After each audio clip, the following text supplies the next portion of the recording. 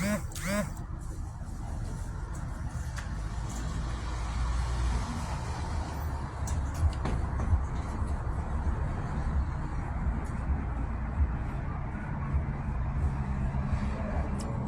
morning, Fred. I hope I ain't on Instagram on one of these.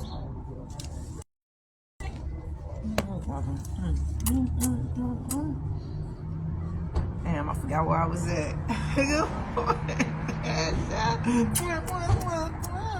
How you doing, baby?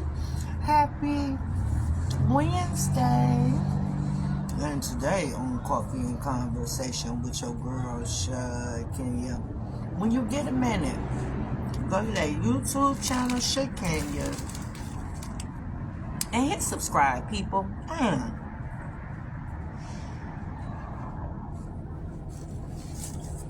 That's so easy to do, and it's free, right? You gotta like me at least that much. You gotta like me at least that much. Hit subscribe. Even if you don't share the video, just hit subscribe and keep it moving, right? But if you feel good, you're in a good mood, share one of them videos from me. I appreciate it. And I definitely love you long time to get a copy of my book, Dysfunctional Family Knot. You can get it from lulupublishing.com. Dysfunctional Family Knot. You can put my name in the search bar, Shakenya. Either way, you're going to come up a winner. So y'all, today I want to talk about y'all goals, but considering we just had such a heavy session, a segment of talking about the boys to men, we got to recap just a little bit and then keep it moving. How about that?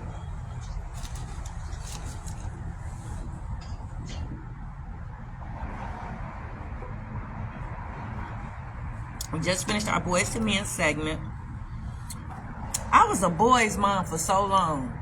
Yeah, because I had my own son, my biological son, right? And then when my mom passed away and I got custody of my two younger brothers, that made it 3. And they were 2 years apart. So just imagine that in my early 20s with 3 boys, wrangling them around, taking them everywhere I go, caring for them, right? Keeping them out of trouble, right? So, yep, I was a boy's mom for so long.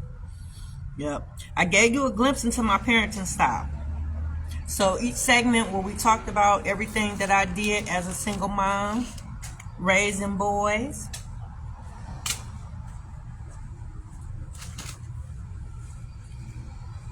was just like a little glimpse into the template of parenting for me, because it's like a wheel. Hey, Doug, you have to put the kids on the wheel and just keep going. You keep doing the same thing. Get them up, get them to school, get them off of school, get them ready, blah, blah, blah. You do it every day until they graduate, blah, blah, blah.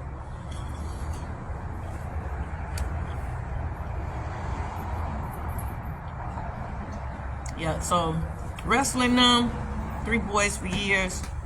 Yeah, when it came to the girls, I was overqualified as a parent. Yeah, think about that. Raising 3 boys, keeping them in line, keeping them in check. Because, yeah, they was doing good. Yeah, all those techniques that I told you to do, everything I told you to do for your young men, oh, it pays off. Oh, it pays off. Yeah, as long as you are consistent, yep, and you do it all. Yeah, I know you wish their daddy was there. I know. But since you got to do it, you got to do it. Okay? So, yeah, they were good. I know, because you're still trying to figure out what's wrong for the dad to go so far to pull. Because usually if a dad goes so far to pull a child away from the mom and cut off communication and disconnect the whole family, it's usually because that family is probably a bad influence. Yep. It's usually because something always happening every time that baby over there. Usually because that mom is deceased, or that mom got a drug problem, that mom is missing. Usually the boys is doing something inappropriate, right? You would think, because that's the perception that you get knowing my story, right? That's the picture you done already painted before even knowing what happened, knowing the reason. You done already put in your head that it must have been a bad environment for a dad to step to the plate and do so much. Nope, it wasn't. Yeah. So all these things that I'm telling you to do, they work. Yeah, they even worked for my little brother. And my little brother was the one that had the behavior issues. He the reason why I started the youth program. But he not my biological son. So it worked for my 2 little brothers. And they wasn't even my children. Right? So that means if you did want to getting the foster care. If you did want to get your little cousin out of foster care and take care of them, yeah. If you apply all these techniques that I told you in these last 4 or 5 seconds, yeah, you'll have a decent kid.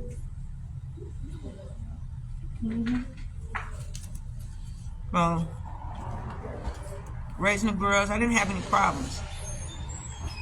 I ain't had no problems with the girls. They did everything I told them to do, with no questions. I know, so now you think, oh, damn scheme, but for your daughter not to talk to you and be disrespectful. Oh, how can that be? Yeah, I know. How could that be? Because she was a good kid. My daughters were good girls. You got to be a good girl to be a mentor of the youth program. Because you got to be an example. And by you being my child, I expect nothing less. So she was definitely a good girl. Yeah. You would think that he would be on the same page. And happy that she's a good girl.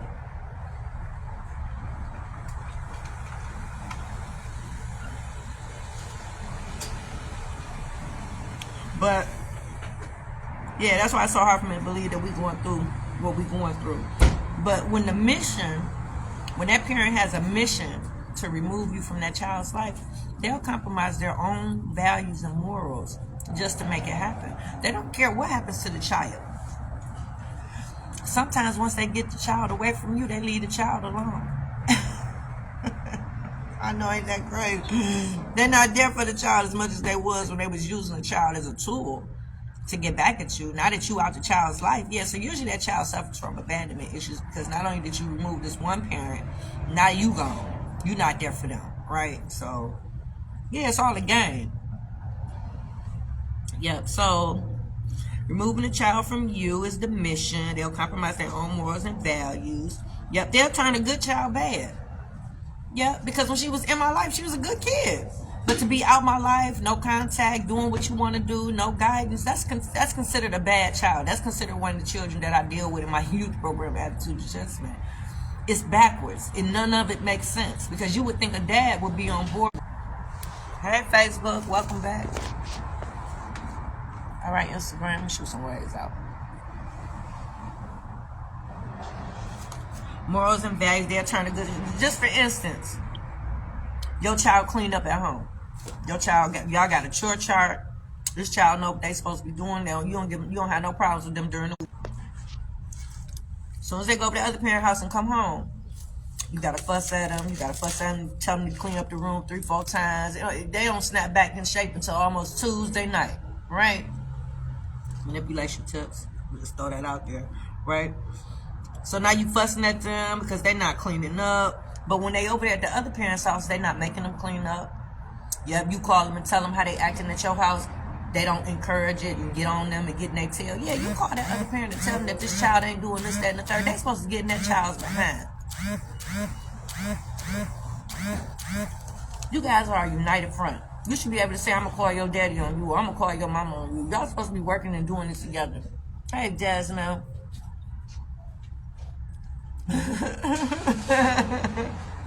You was silly, Jasmine. #1 photographer in the world. Yes, I'm shouting them out. Desmond Storm, E. Jones, follow him. Weekend, so come back, fussing. So the fact that they're not encouraging them to clean up and they're not getting in their tail when you tell them that they're not doing it at your house, that right there, it's a manipulation tip for one, but you're turning a good child bad. Because why wouldn't you want that child to know how to clean and know the importance of being clean and doing their chores to where that other parent ain't mad and fussing at them? Why would you want to cause discord in that other parent's household? Manipulation tip, because you're trying to get back at them. That's the only way that you can, right? Something that petty.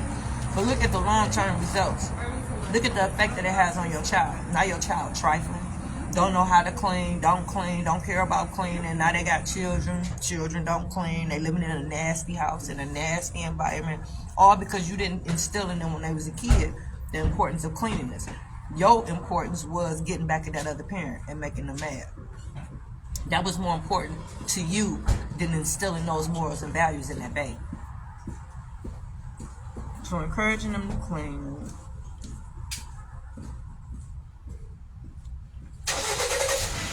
So everything I told you I did for the boys, I don't care how you feel about me. I don't care how you want to feel. Everything that I told you I did for the boys, raising them,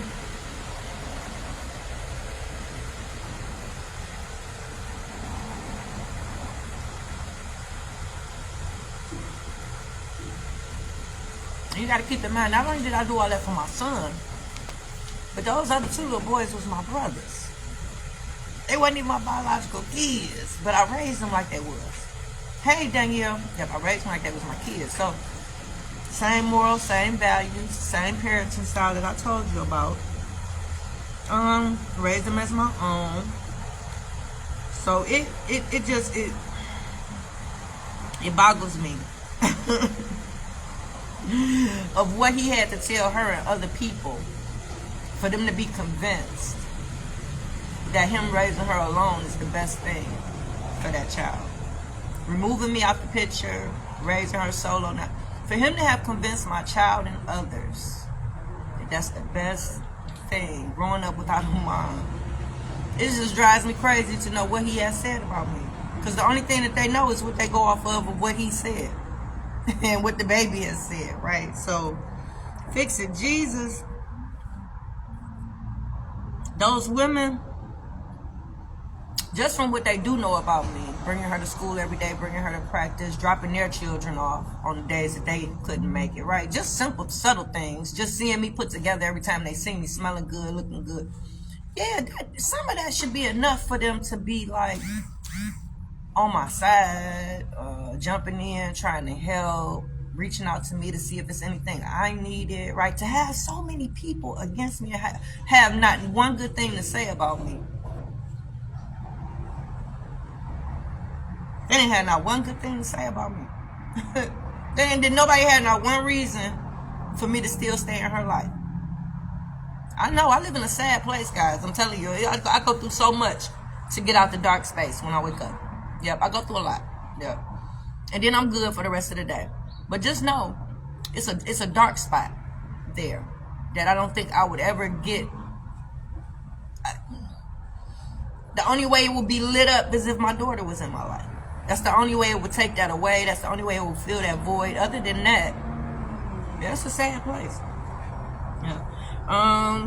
Doing the thing I would have tried to step in.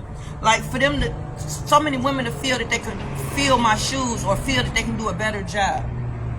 So you got to think about the picture that was painted for me for so many women to feel that they needed to step in and do a better job. Do you think if those women knew everything that I did, because they can't possibly know.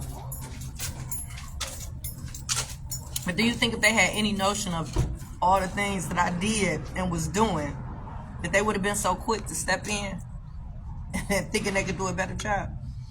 I know, when you and your baby mama, when y'all break up, y'all are each other's PR person. When people run up on y'all in the street and ask y'all how such and such doing because they remember when y'all used to be together, I don't care if you don't like them. For the sake of the baby, keep them fronts up. Let them know they doing well. Yeah, they doing okay. Don't have too much bad to say about them when you see people. Like when our mutual friend walked up on him and they asked how I was doing, he said he didn't know. And then 3 days later, they seen me on the news on my youth program. That's shady. That's shady as hell. You know what I'm doing, bro. You know what I'm saying? So yeah, you don't have to. Y'all got a child. I know you might think that make it seem like make you look better in the eye of the public and the people when you ain't got nothing good to say about that baby mama and your baby daddy. But I just need you to understand and remember that was your baby mama and your baby daddy. You was with them at some point, at some time. So therefore, your choice. That was your choice to be with that person, right? So that's a reflection on you at the end of the day if they doing so poorly, right? But yeah, he could have said a lot of good things about me. They would try to step in my shoes. Why didn't anybody speak up for me? That's why I say you gotta have allies on the other side of the family. If you was friends with the sisters and the uncles and all them, you should still be friends with the sisters and the uncles. If his brother cut your hair, he should still cut your hair. If they uncle fix your car, he should still be your mechanic. Y'all still family. Yeah. Y'all got kids. Y'all still family. That's why it wasn't hard for his daddy to live with us after the breakup. That's why it wasn't hard for me to still use his cousin as my mechanic. It wasn't hard at all. Because we still family. At least that's what I thought, right? So, mothers, nobody had nothing good to say about me. To my daughter, nobody felt I was doing my job. Everybody felt they can do a better job. I can tell you one thing that might be missed, because whether you know it or not, like I told you yesterday, when it comes to a mom raising a boy, you can't raise a boy to be a man. Something is going to be missed. So I guarantee you, by him removing me out of her life, it's a few things that's probably missed. And they might be subtle. They might not be of importance to you, right? But to me, it's everything. Because I had goals set for my kids and how I raised them, right? So one thing that I know might be missed is health and wellness.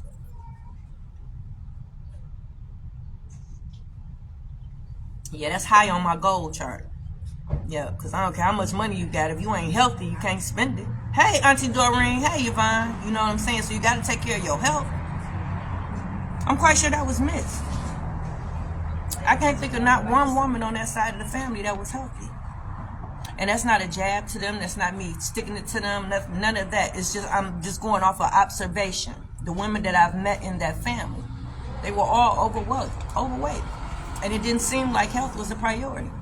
Rather than drinking, smoking cigarettes, back to chain smoke, I just didn't see not one. So who is she emulating when it comes to health and wellness?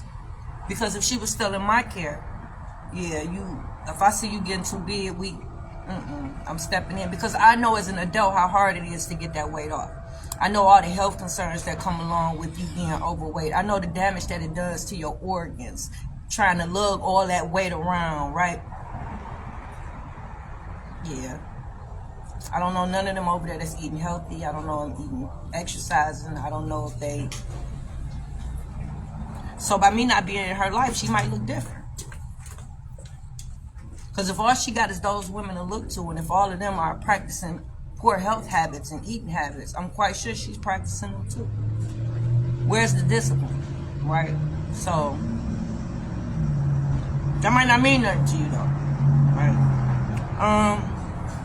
Letting themselves go and comfortable with that. Yep.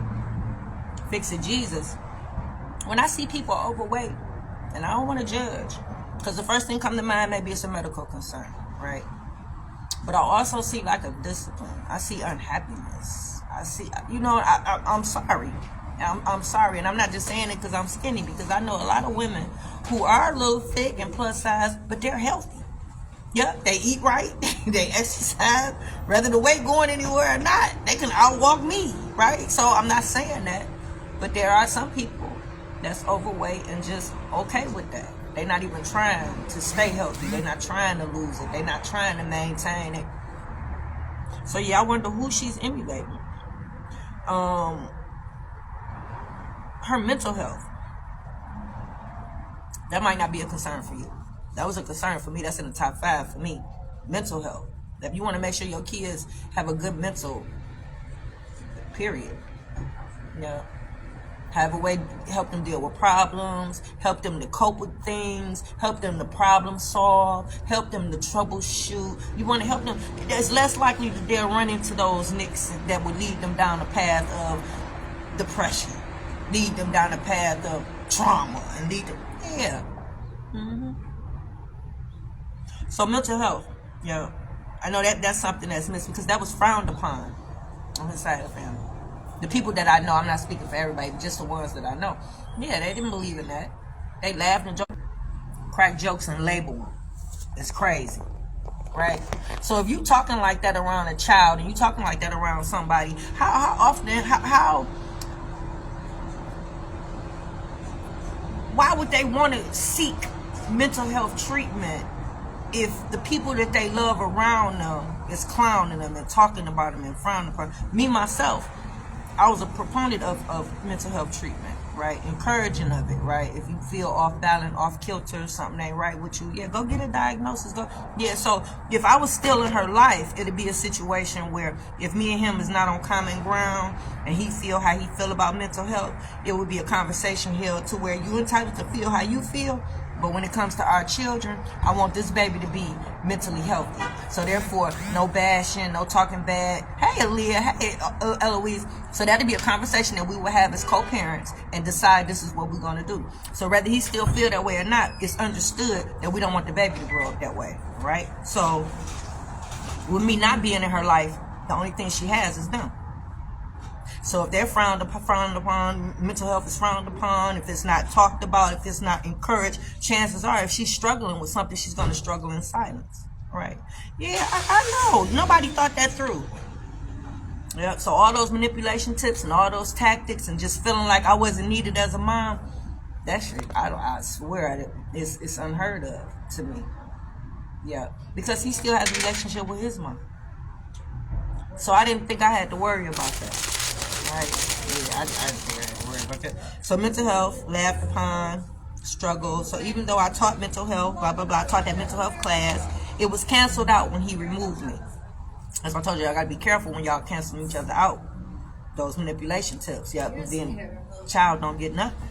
Yeah, the child loses all the way around. The parent won because they got you out the child's life, but the child loses at the end of the day, right? So if you didn't think those two things was important, then carry on, right? But those are two things that my daughter probably not getting because I'm not in her life. Health classes canceled out. It was still there. She would have options, unfortunately.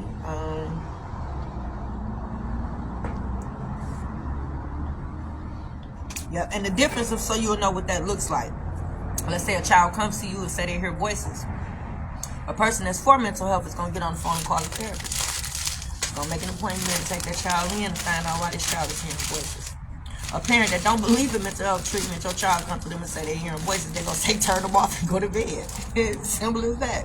It's never going to get dealt with. Chances are it's going to escalate.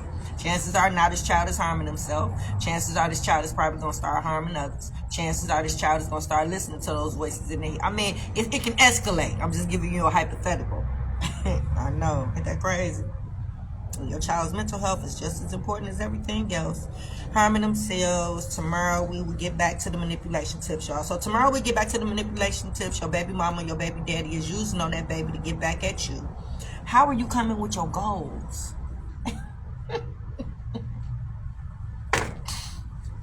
I like the way I just segued into that. Yeah, how are you coming with your goals? The ones that you set for yourself that we said we was going to start working on now, since you done removed all the barriers, the kids is gone off to school, blah, blah, blah, right? Y'all know I was working on organization at home and office, meaning all my businesses, making sure everything is in order, all my I's are dotted, all my T's are crossed, right? Everything, my tools, everything. Like if you was to ask me about a file, I should be able to tell you it's in the second drawer in the back under R. Right? If you ask me where a C-clamp at, I should be able to tell you it's on the second shelf to the right. Right? That's how organized I want. So I've been working on it, and y'all been seeing me along the way. Time management is something I've been working on. Yeah. I've been arriving to places early. Yeah. Chilling. Prepared. Ready. Right? I've been laying my clothes out at night. Packing my lunch at night. Putting in the refrigerator. So all I got to do is grab it and go. I set my clocks like 20 minutes ahead. Yeah.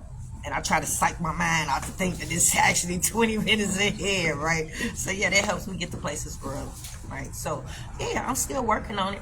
But, yeah, because when I switched to Plan B, because I was pretty good with time management, with everything that I had going on. You got to be. For me to still be doing everything that I'm doing right now, Attitude Adjustment Youth Program, 20 years in.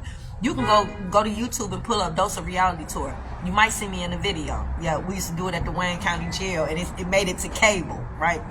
So, yeah, 20 years. The book, at over 20 years, right? Cleaning, over 20 years. Almost 30. The boys was little. I used to take the boys with me to pull trash when they was little. Getting them ready so they could take over this empire that I got of cleaning toilets, right? Everything I'm doing is over 20 years. The only thing that's not is the radio show, but that's 9, right? So... pretty consistent.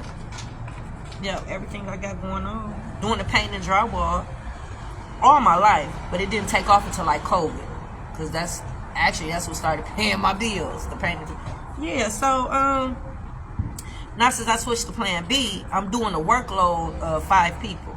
right? Because the kids was my team. So now that they're not a part of it, I'm doing everything by myself. So yeah, everything that I'm doing now would have been done. Yeah, I would have been to school, got my master's, probably would have my own practice right now. The new office that I have now would definitely be the base for my new practice, right? You see the way it's set up? Yeah, I was still moving. So parts was still moving, even though certain parts was stopped, right? So I'm doing it, me building on the basement. That theater room should have been done. Don't you think if I had all 5 of my kids working with me, cutting wood, painting, and doing this, everybody doing the task, you don't think that theater room would have been finished? Come on now, everything that I'm doing now, it definitely would have been stepped up a notch with 5 people being extensions of me doing everything at the... Yeah, so what about your goals? Because it's not about me, right? Let me tell you, don't you hate that with people? Start off, you telling them what's going on with you, and then they jump in with their own story and make it all about them.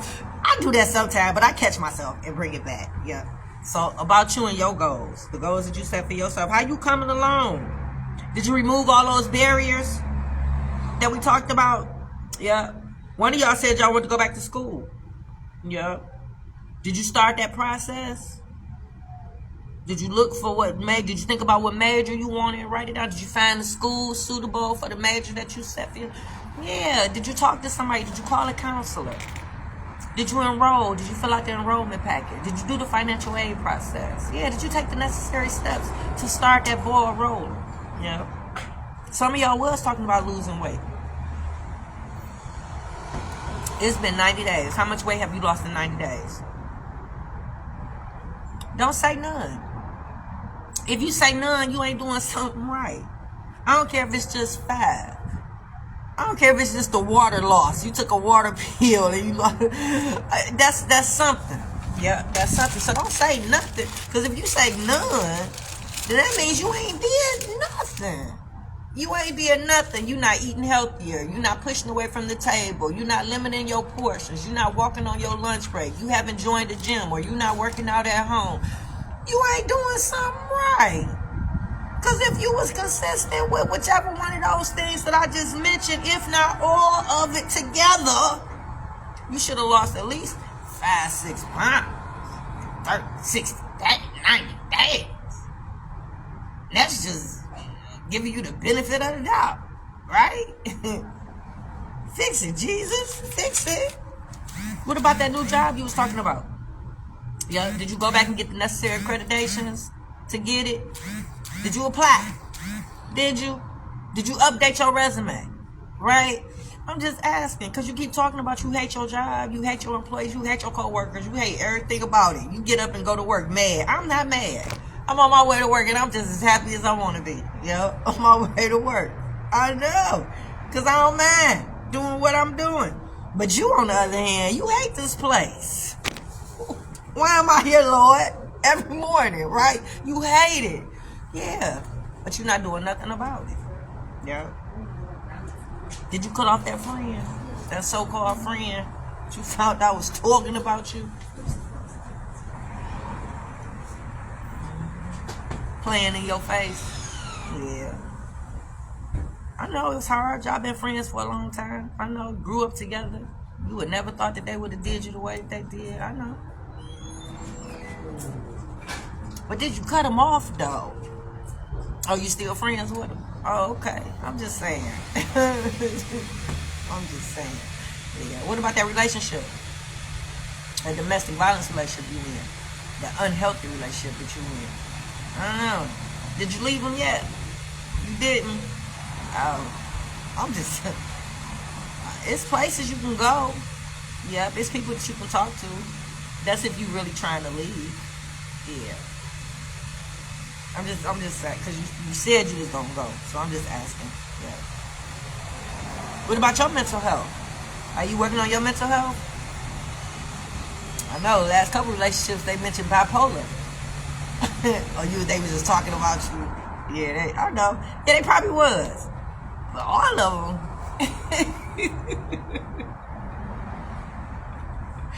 3 men. All 3 of them said it.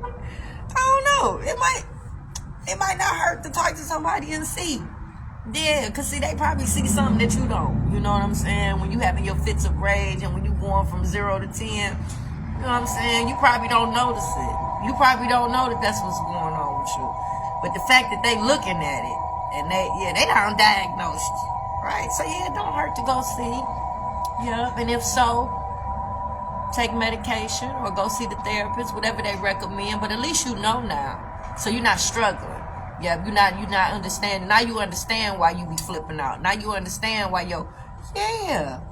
that's okay. So y'all, that's it for Coffee and Conversation, because now it is time for me to go to work. And y'all enjoy y'all Wednesday. Man, I got a lot to do. Hey, Reese. All right, y'all, I'm out.